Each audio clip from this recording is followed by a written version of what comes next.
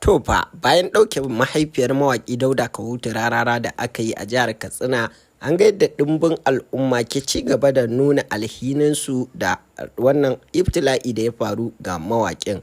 Sirrin kwa nuna mawaƙin ƙauna kuwa shine kyauta.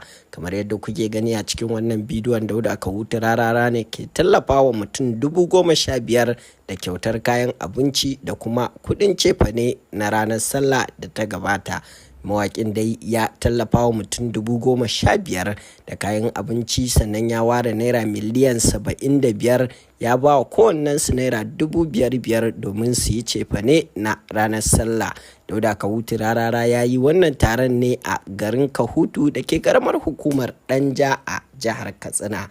A nan muke addu'ar Ubangiji Allah ya fito da mahaifiyarsa lafiya, ya zaunar da ƙasarmu lafiya, ya ba mu shugabanni na gari, amin. To fa bayan ɗauke mahaifiyar mawaƙi Dauda Kahutu Rarara da aka yi a jihar Katsina, an ga yadda ɗimbin al'umma ke ci gaba da nuna alhininsu da wannan ibtila'i da ya faru ga mawaƙin.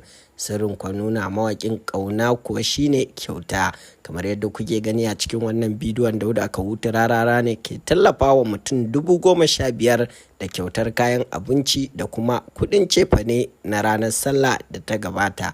Mawaƙin dai ya tallafa wa mutum 15,000 da kayan abinci, sannan ya ware naira miliyan 75 ya ba wa kowannensu naira 5,500 domin su yi cefane na ranar sallah. Dauda Kahutu Rarara ya yi wannan taron ne a garin Kahutu da ke karamar hukumar Danja a jihar Katsina. A nan muke addu'ar Ubangiji Allah ya fito da mahaifiyarsa lafiya, ya zaunar da ƙasarmu lafiya, ya ba mu shugabanni na gari, amin.